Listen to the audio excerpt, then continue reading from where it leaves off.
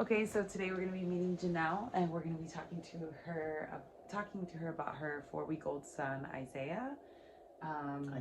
Isaiah. And so here we are. So what brings you in today?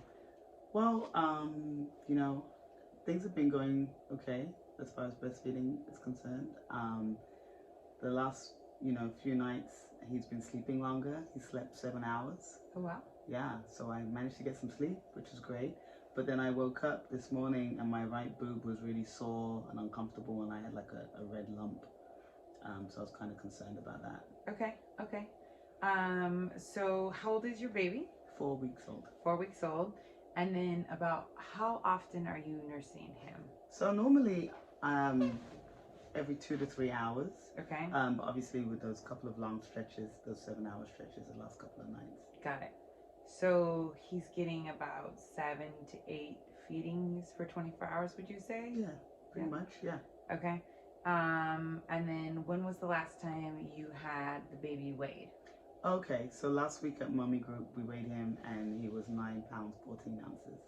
Got it. And then what was his birth weight? 8 pounds, 2 ounces. Got it. Okay. So he's gaining and growing, which is great. Mm-hmm. That's amazing. And then how often does baby pee and poop? I would say we get through about 5 or 6 diapers a day. Okay. He poops every day, or sometimes like every other day. Got it. But Okay. I'm not really concerned. Okay, but it's normal. Breastfed babies, their bowel movement patterns can change, especially around 6 weeks. You might notice he might even go longer. Sometimes it might even be 5 to 7 days, which is completely normal as long as he's not uncomfortable. And then when he does have a bowel movement or a stool, it will be large. Okay. And you just want to make sure that he's not uncomfortable. It's super normal. It seems weird, but it's super normal. Mm-hmm. And then how do you feel like nursing is going so far? Was like a little tricky. It's fine now, but like at the 2 week mark, he was really not latching very well. It was kind of a very shallow latch, and it was kind of painful for me. So I met with one of your colleagues, and she really helped. She was just explaining that I have a really fast let down. Okay. So he was just nipple feeding. Okay. So we worked on that. So he wasn't really getting the full breast in his mouth, but so she helped me and we worked on that. So it's been a lot better the last couple of weeks. Got it. So do you have any pain at all now, apart from what well, you were obviously, this pain, but not really. Okay. Yeah. So it sounds like you're really excited to get all that sleep. I mean, yeah. I would be super excited if I'm pretty exhausted. So 2 nights and 7 hours. Yeah. Wow. Especially at 4 weeks. It's beautiful. There's a couple of things that I just want to discuss with you, to talk to you about what we can do to help relieve some of the pain. Okay. And then maybe how we can prevent it from happening again. And then kind of move forward from there. Do you have any fever or any other red spots other than just the area, small area? Yeah, no fever at all. The other boob was a little sore when I woke up too, but really it was really the right boob and that patch. Yeah. So the first 4 to 6 weeks, your breast milk is really, the supply is really establishing. Mm-hmm. And so during this time, we really want to not limit baby on breast and not overdo it. Just really responsive on-demand feeding, which it sounds like you're doing, which is great. Sounds like you're off to a really great start. But that being said, when baby's going that 7-hour stretch, we have to let your body know that baby needs milk, right? Okay. So if baby is not nursing in those 7 hours, that's 2 feedings, right? So sometimes what will happen right before that 7-hour stretch, you might notice baby might cluster feed. It might not have happened yet, but soon it might happen. I see. What time does baby usually go to bed? Like 6 p.m. Got it. So maybe you might notice at 4 or 5, baby might feed at 4, 4:30, 5, and then 6. Or even just not even that, maybe 5 and 5:30 and then 6, because baby's going to want to make up those feedings. Okay. But it also sounds like if both boobs were a little bit full, you might be a little bit engorged, which may, just over full from skipping those 2 feedings. So since both breasts are a little full, but you especially have that pain on the right side, we're going to talk about a couple ways that I can help you kind of relieve that pain. The first thing that we'll do once baby wakes up is we'll look at your latch. How is baby latching? Obviously, you've had some help with the latch. You understand a lot more terminology than most new moms know. Most new moms will say, "Oh, I don't know, it hurts." They don't understand the shallow latch and nipple feeding. That's a lot. So it's great. Your friend really helped me with that. Yeah, it's great that you've had some support. Really happy to hear that. So the first thing is we'll look at the latch, and then he is your breast friend. Good, my breast friend. Yes, not just your best, your breast friend. So what we'll do is you're gonna want to put a warm compress on the breast before you nurse. And then while baby is on the breast, you're gonna massage that area kind of in a downward motion. And then we're gonna look at the latch as well. Obviously I'm gonna observe, but moving forward, you really want to position the chin and the nose facing the clogged decks. So you might even want to try a football hold, depending on exactly how it is, because then the chin and the nose, if your baby is in football hold, the head's here and it's your right side, correct? Right. So you can put a pillow right underneath, support the baby here, and then just have baby latch, because what's going to happen if the nose and the chin are in line with the clogged duct, it's going to be easier to drain that duct. So, and as well as with the heat, it's just going to naturally kind of release. And then when you get home, you can take a hot shower, and you might notice you might lose milk in that shower, and it's okay. Milk might just come out. And then some people, some people like this, some people might, just kind of depends on your comfort level, but they might literally just take a basin of warm water and soak the breast in it. Again, you might lose a little bit of milk, and it's not lost because you're helping the discomfort, which is going to increase the milk long term. And then if for some reason that isn't helping, a lot of times people will use like a handheld massager. And if that's not something you have, like an electronic toothbrush, do you have? Yeah. You can just take the tail end of that, and just the vibration will really help release. And ultimately your breasts need emptying. So, pardon me, if baby is not emptying their breast during that long stretch, your body initially, which is what is happening now, initially your body's just going to keep making milk, thinking that baby's going to empty milk. But then what's going to start happening is your body won't make that milk, because your body will think that you don't need that milk. I see. Supply and demand kind of system. Right. So baby goes to bed at 6. Yeah. What time do you usually go down? Pretty much 10 o'clock. 10 o'clock. So we have a couple options.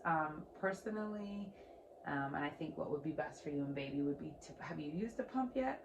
Not yet, no. Okay. Do you have a pump? Yeah. Great. So we can talk about coming back, and I can help you set up the pump, but I think initially maybe what we can do is a phone conversation later today. I can send you some links on YouTube, and if there's any other problem, I can help you. But I would really recommend, obviously first priority is the heat. Let's get the heat on, and let's loosen it up. Right. Let's deal with the problem right now. And then the second, to prevent the problem, we're gonna add a pump in, because at some point you're gonna want to give a break from baby, and you'll need to have stored milk. Has baby had a bottle? Then because if you haven't pumped, baby probably hasn't had a bottle, right? Not yet. Exclusive breastfeeding, just from the breast. Yeah. Okay. So at some point, sooner rather than later, you're gonna want to introduce a bottle, because you don't want to have baby stuck to you only. Right. And I don't know when you're planning on going back to work, or if that's a thing or whatnot. Yeah. But and also my partner wants to be able to help out. Right. So it'll Isaiah a bottle. Right. It'll be great. So the idea would be that you feed baby, and baby goes to bed, and then right before you go to bed, you pump. Okay. So now you're breaking up that 7-hour block, and you're still demanding the milk from the body to keep the supply up. So ideally you would go, pump. Baby will go to bed at 6. You'll pump maybe at 9 or 9:30, keeping with that 2 to 3 hour window. Okay. And then baby will wake up then, a few hours later, and then you'll just be on your routine. As baby continues to grow, let's say maybe like 6 weeks, you can start to stretch those pumps so that you can still get that good sleep. So maybe for the next 2 weeks, I encourage people to kind of wait to that 6-week mark to let the milk supply become established.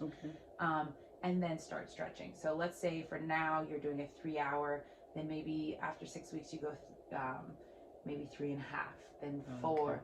You can even start at 4. Your body's not gonna, you'll be okay.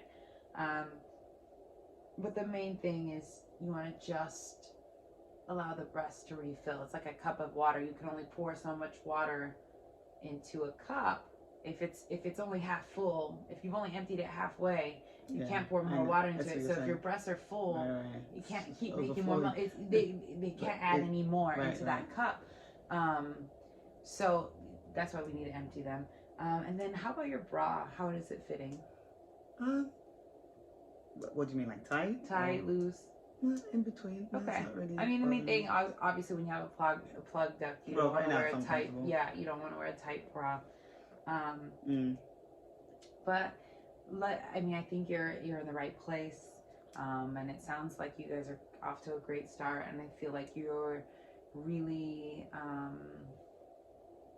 open to getting help. And you know, most breastfeeding women are successful because they have a community of people supporting.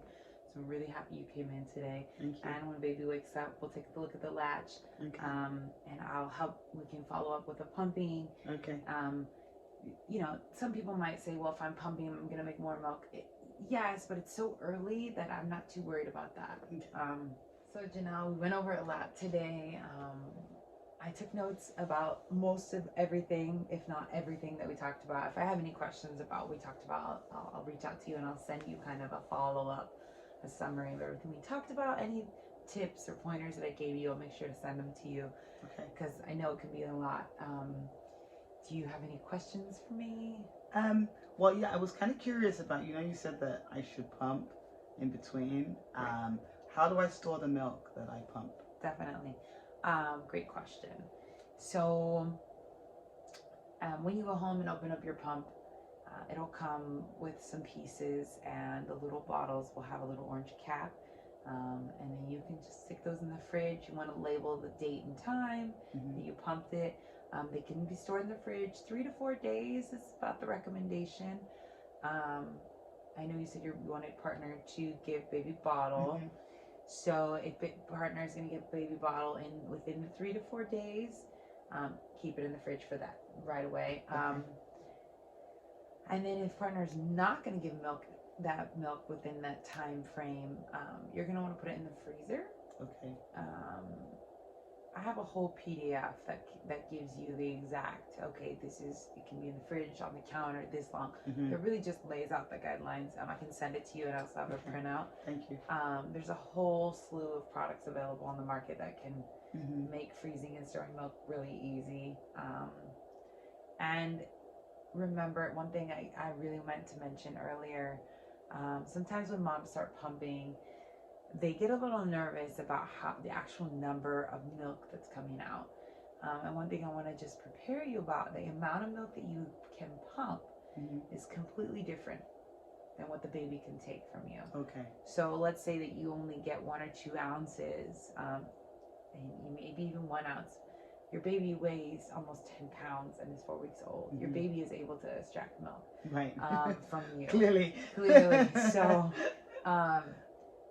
if you don't get a lot of milk, that just means you haven't figured out how to dance with your pump. Again, breastfeeding is a dance. And that's a whole different relationship with the pump. So don't worry about that. When we follow up, I can help you with that.